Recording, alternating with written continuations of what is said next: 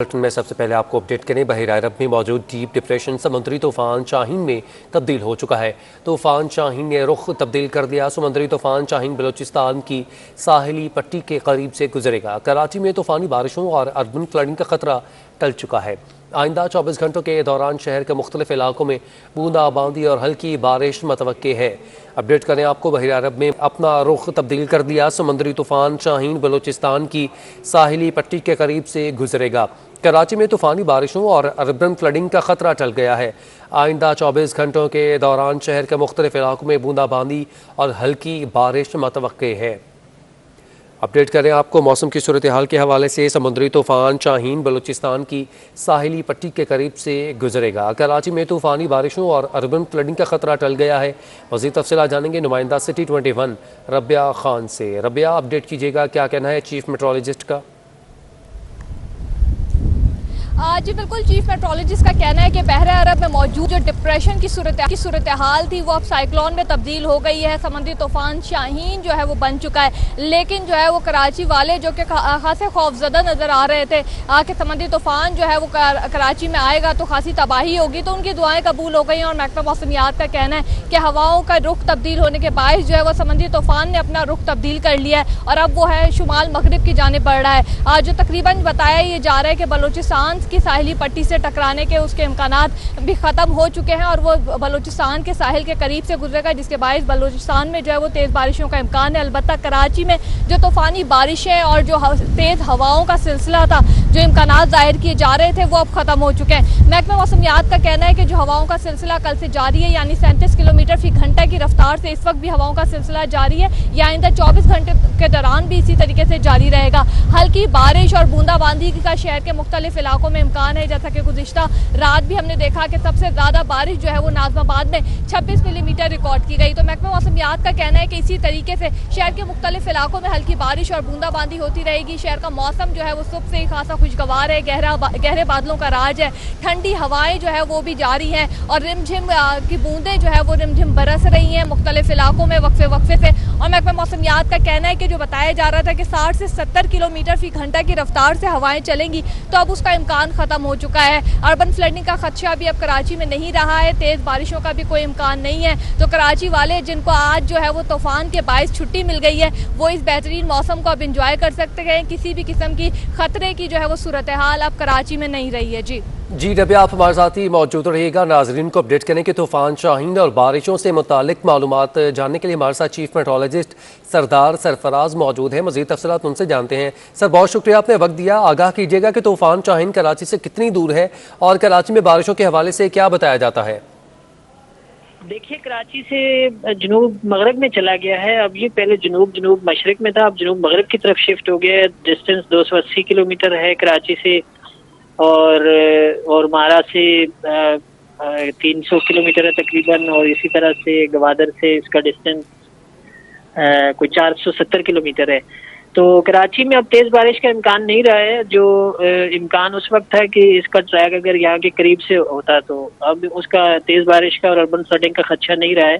अब कराची में लाइट से मॉडरेट बारिश है।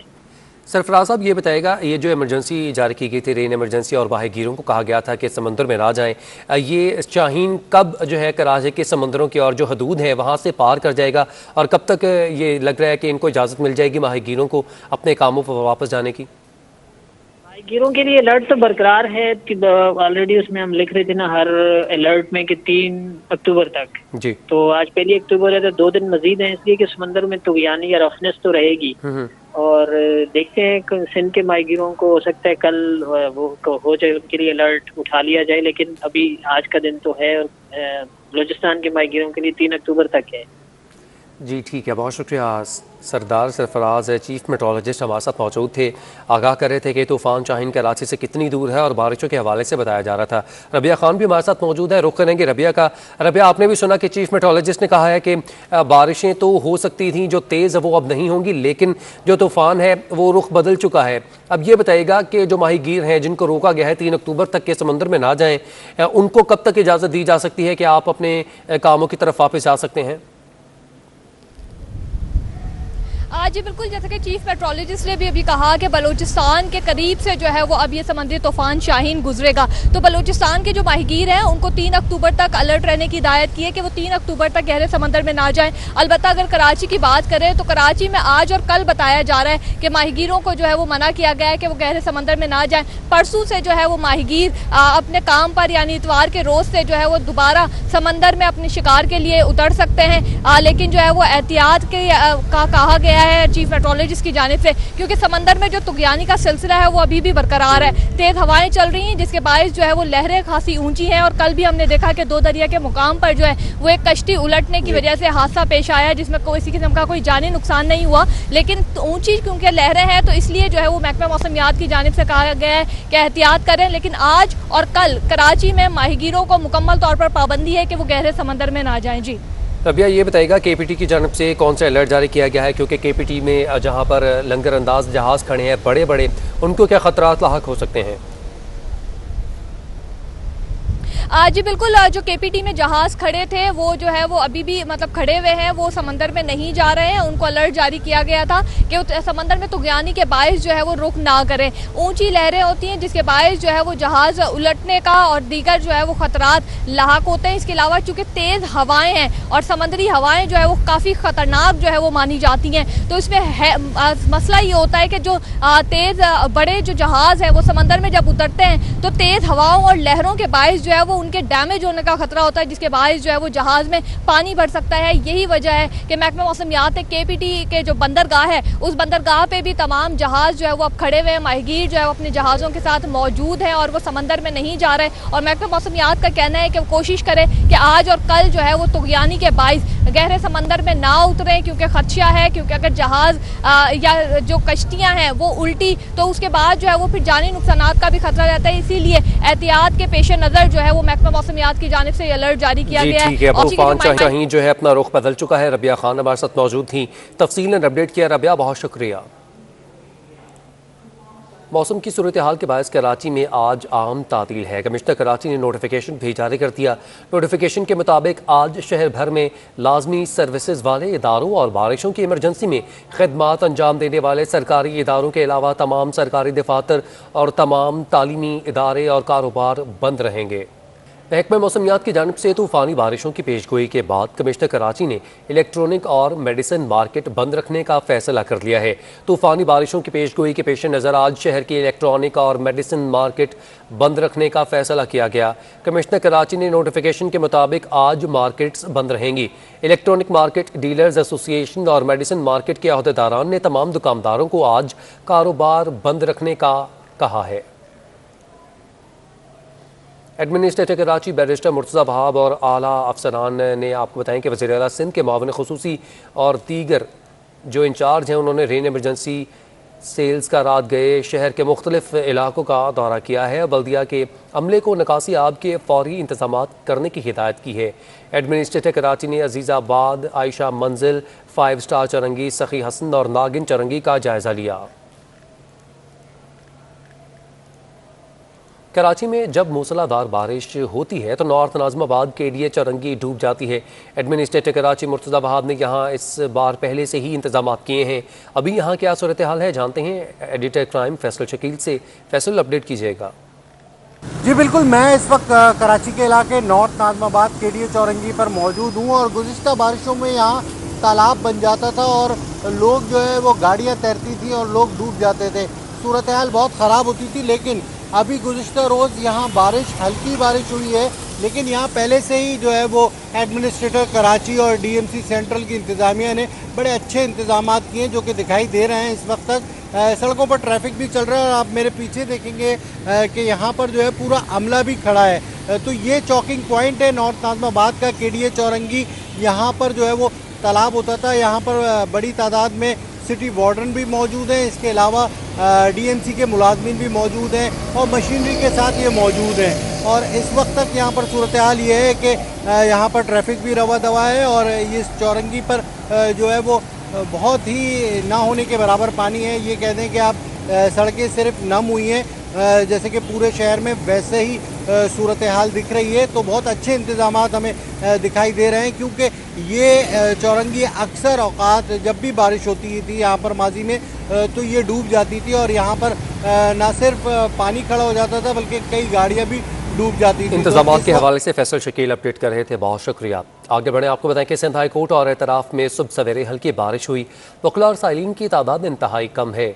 अदालती कार्रवाई का आगाज़ हो चुका है और पेश न होने वाले वकला और साइलिन के खिलाफ कोई सख्त ऑर्डर जारी नहीं किए जा रहे। तफसीलात बिलाल अहमद से। जी बिलाल। जी, इस वक्त मैं मौजूद हूँ सिंध हाई कोर्ट में। आम तौर पर इस वक्त जब अदालती कार्रवाई का वक्त शुरू हो चुका होता है तो सिंध हाई कोर्ट का ये पार्किंग एरिया और अहाता मुकम्मल तौर पर गाड़ियों से भरा हुआ होता है। साइलिन और वकला हर तरफ नज़र आते हैं, लेकिन कल रात से चूँकि बारिश कराची में चल रही है, आज भी पूरा दिन प्रेडिक्शन है और कल आने वाले दिन के लिए भी बारिश की प्रेडिक्शन है, तो उसके बायस आप देख सकते हैं कि यहाँ पर इक्का दुक्का गाड़ियाँ आपको पार्किंग में नज़र आ रही हैं। इसके अलावा ये मुकम्मल तौर पर इस वक्त सिंध हाई कोर्ट तकरीबन खाली नज़र आ रहा है। ना तो वकला नज़र आ रहे हैं, ना ही साइलिन ने आज एहतियात के तौर पर सिंध हाई कोर्ट से रुजू किया है, सिंध हाई कोर्ट में आए हैं। यहाँ मैं आपको बता दूँ कि जब इस नौइयत के गैर मामूली वाक़यात होते हैं तो अदालतें आम तौर पर जो कार्रवाई करती हैं पेश ना होने पर साइलिन और वकला के ख़िलाफ़, तो इन गैर मामूली दिनों में वकला या साइल के ख़िलाफ़ किसी किस्म की तादीबी कार्रवाई या जिसे कोरिसिव एक्शन अदालती लफ्ज़ इस्तेमाल किया जाता है, वो अदालतें नहीं करती। इस वक्त अदालती कार्रवाई शुरू हो चुकी है और जो वकला और साइल अदालत को मतलूब थे किसी केस के सिलसिले में और वो वहाँ पेश नहीं हुए, तो अदालत ने बग़ैर किसी कार्रवाई के समाअत मुलतवी करना शुरू कर दी हैं। आप देख सकते हैं कि सिंध हाई कोर्ट में इस वक्त बूंदाबांदी का सिलसिला दोबारा से शुरू हो गया है और जो आम तौर पर यहाँ खचाखच गाड़ियों से भरा होता है, ये आज इक्का दुक्का और चंद गाड़ियाँ यहाँ पर दिखाई दे रही हैं। बिलाल अहमद अपडेट कर रहे थे, बहुत शुक्रिया। शहर में तेज़ हवाओं की वजह से कई इलाकों में बिजली की तार गिर चुके हैं। नॉर्थ नाज़िमाबाद में इस वक्त मौजूद हैं हमारे नुमाइंदे फैसल शकील। मज़ीद तफसीलात उनसे जानते हैं। फैसल, अपडेट कीजिएगा, आपके आसपास की सूरत हाल क्या है? तेज़ हवाएं चल रही हैं और मज़ीद चलेंगी भी, महकमा मौसमियात की पेशिंग है। लेकिन मैं आपको दिखाऊं कि शहर में बारिश और करंट लगने से मामूल से लोगों की जाबा क्यों होते हैं। ये नॉर्थ नाज़िमाबाद है, यहाँ पर ज़ियाउद्दीन अस्पताल के बाहर इस वक्त मैं मौजूद हूँ और ये देख सकते हैं कि तेज़ हवाएं चली हैं तो किस तरह से तार गिरे हैं, तारों के गुच्छे गिरे हैं और ये जो है पोल भी जो है वो इस टेढ़ा हो गया है, देख सकता होगा आपको। और इनमें जो है वो आपको ये भी दिखाऊं कि किस तरह खतरनाक सूरत हाल है और यहाँ पे करीबी लोग भी बैठे होते हैं, यहाँ गाड़ियाँ खड़ी कर रहे होते हैं। ये नॉर्थ नाज़िमाबाद ज़ियाउद्दीन अस्पताल है और इसकी ये मेन शाहरा, मेन चौरंगी की भी सूरत हाल दिखाऊं आपको। यहाँ पर भी जो है वो तार गिरे हुए हैं और ना सिर्फ तार गिरे हुए बल्कि लोगों ने यहाँ पर इसको जो है वो अपडेट कर रहे थे, बहुत शुक्रिया। खबर का सिलसिला आगे बढ़ाएं, आपको बताएं कि हुकूमत ने आवाम पर एक बार फिर से पेट्रोल बम गिरा दिया है। पेट्रोल की फ़ी लीटर कीमत में 4 रुपये का इजाफा कर दिया गया। हाई स्पीड डीजल की फ़ी लीटर कीमत में 2 रुपये का इजाफा हुआ। पेट्रोल की नई कीमत 127 रुपये 30 पैसे फ़ी लीटर मुकर्रर की गई है, जबकि हाई स्पीड डीजल की नई कीमत 122 रुपये 4 पैसे फ़ी लीटर मुकर्रर की गई। वज़ारत ख़जाना ने पेट्रोलियम मसनूआत की कीमतों में इजाफे का नोटिफिकेशन जारी कर दिया। कीमतों का इतलाक़ अगले 15 रोज़ के लिए हो चुका है। सिंध हुकूमत ने पेट्रोल मसनूआत की कीमतों में इजाफे को मुस्तरद कर दिया। सूबाई वज़ीर इस्माइल राहू का कहना है कि पेट्रोल की कीमतों में इजाफा मुआशी दहशत गर्दी है। डीजल में मज़ीद 2 रुपये का इजाफा महंगाई को दावत देने के मुतरादिफ है। अब आवाम को अपने हक़ के लिए बाहर निकलना होगा।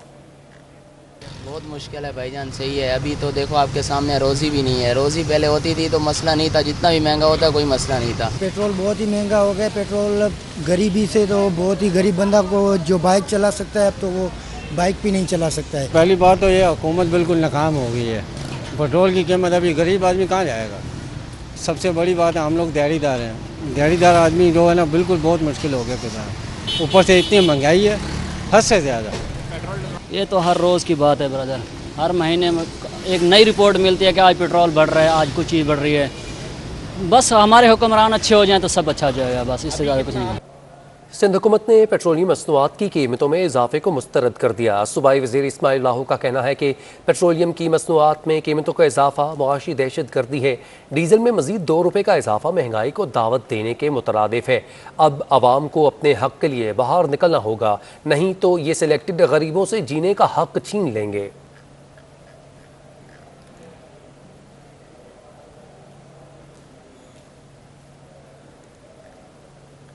नायब सदर पीपल्स पार्टी सेनेटर शेरी रहमान ने डॉलर और पेट्रोल की कीमतों में इजाफे पर तशवीश का इजहार किया है। शेरी रहमान ने अपने एक बयान में कहा कि तब्दीली की सोनामी अब महंगाई के सोनामी में तब्दील हो चुकी है। रवाह माह हुकूमत ने पेट्रोल की कीमतों में 5 रुपये फी लीटर इजाफा किया। हुकूमत पहले ही 3 सालों में पेट्रोल की कीमत में 28 रुपये का इजाफा कर चुकी है।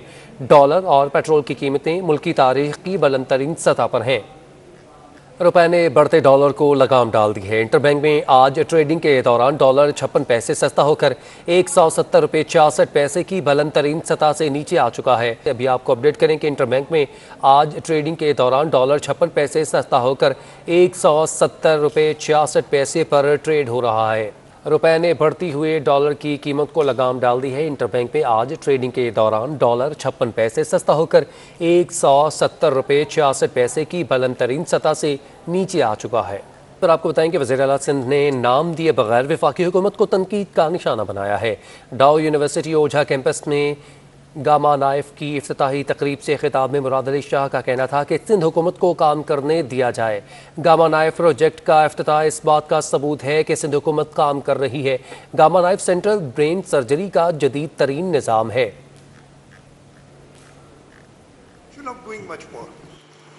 बट अगर आप हर वक्त कोशिश यही करते रहेंगे कि क्योंकि हमारी यहाँ पे चलती नहीं है तो हम दूसरे को भी काम नहीं करने देंगे, तो आप भले अपनी कोशिश करते रहें। ये आज का प्रोजेक्ट और इंशाल्लाह ताला ऐसे कई प्रोजेक्ट्स ये प्रूव करेंगे कि हुकूमत सिंध अपने सिंध के लोगों के लिए, जिन्होंने एक बार नहीं कई बार ट्रस्ट करके पाकिस्तान पीपल्स पार्टी को है, अपने लोगों की खिदमत करती रहेगी। महकमा स्कूल तालीम में मुकामी सतह पर तकर्रो तबादले कर दिए गए। अब्दुल नबी भुट्टो को सेक्शन ऑफिसर कोऑर्डिनेशन 2 तैनात कर दिया गया। जावेद अख्तर से सेशन ऑफिसर कोऑर्डिनेशन 2 का इजाफी चार्ज वापस ले लिया गया, जबकि वो बतौर सुपरिटेंडेंट कोऑर्डिनेशन सेक्शन 2 के अहदे से बरकरार रहेंगे। चेयरमैन पीसीबी अगले हफ्ते कराची का दौरा करेंगे और दौरा कराची के दौरान कराची के ताजरों से मुलाकात करेंगे, जिसमें कारोबारी तबके के साथ मिलकर मुस्तकबिल की प्लानिंग करेंगे, जिसमें क्रिकेट के ढांचे में निजी शोबे की शमूलियत के रास्ते खुलेंगे। इस हवाले से मज़ीद तफसीलात जानेंगे महमूद रियाज से। महमूद, बताएगा क्या तफसीलात हैं? जी, पीसीबी के जराये ने हमें बताया है कि पीसीबी के जो नए चेयरमैन है रमीज राजा, वो अगले हफ्ते जो वो कराची का दौरा करेंगे, क्योंकि पहला उनका दौरा होगा। इस दौरे के दौरान वो कराची के जो ताजिर हैं उनके साथ मुलाकात करेंगे। जिससे जिस तरीके से तर्ज पर प्राइवेट पब्लिक पार्टनरशिप है, इसी तरह क्रिकेट के कुछ मामला जो है निजी शोबे को दिया जाएगा। कुछ एसोसिएशन का भी सुनने में आ रहा है कि उनको जो है वो निजी शोबे के हवाले की जाएंगी, ताकि प्राइवेट पब्लिक पार्टनरशिप के तहत जो है वो इसके रवान तरीके से चलाया जा सके। तो अगले हफ्ते रमीज राजा का कराची का पहला दौरा मुतवक्को है, जिसके अंदर वो कारोबारी तरक्की तबके से मुलाकात करेंगे और पीसीबी के अंदर निजी शोबे की इन्वॉल्वमेंट से शुरू हो जाएगी। एक नया इस किस्म का स्ट्रक्चर शुरू होगा। जैसे जी ठीक है, बहुत शुक्रिया महमूद रियाज, आपने अपडेट किया। ब्रेक से वापसी पर आपको बताएं कि सूबाई वजीर वर्क्स एंड सर्विसेज सैयद जिया अब्बास शाह की ज़ेर सदारत महकमा सर्विसेज एंड वर्क्स के तहत हाई वेज सेक्टर के 299 तरक्याती स्कीम्स की पेशरफ्त का जायजा लिया गया। मज़ीद तफसीलात जानेंगे नुमाइंदा सिटी 21 अशरफ खान से। जी अशरफ, अपडेट कीजिएगा।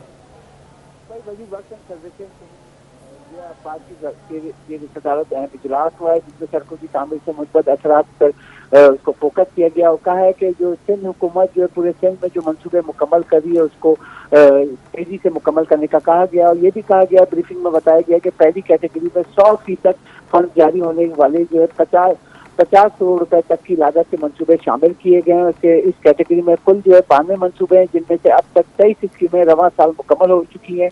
और ब्रीफिंग में भी बताया कि 70 के करीब मंसूबे 2022 में मुकम्मल हो जाएंगे और साथ साथ जो मुख्तस रकम है 5 करोड़ से 10 करोड़ के दरमियान होगी और इनमें कुल जो 84 स्कीमें होंगी और अब तक जो है 5 स्कीमें इसमें से मुकम्मल हो चुकी हैं। तीन कैटेगरी में 35 मंसूबे हैं, जिसकी 35% फंड से रिलीज हो चुके हैं। ब्रीफिंग में बताया गया कि ज्यादा से ज्यादा मंसूबे जल्द अज जल्द मुकम्मल करने की हिदायत की गई है। हैदराबाद में 125 जारी मंसूबों में से 79 मंसूबे जो है 2022 तक मुकम्मल कर दिए जाएंगे। सक्कर रीजन में 111 जारी मंसूबों में से 80 के करीब मंसूबे 2022 तक मुकम्मल कर लिए जाएंगे और सक्कर रीजन में 1 अरब 45 करोड़ रुपए की लागत से 135 नई स्कीमों का आगाज भी जल्द किया जाएगा।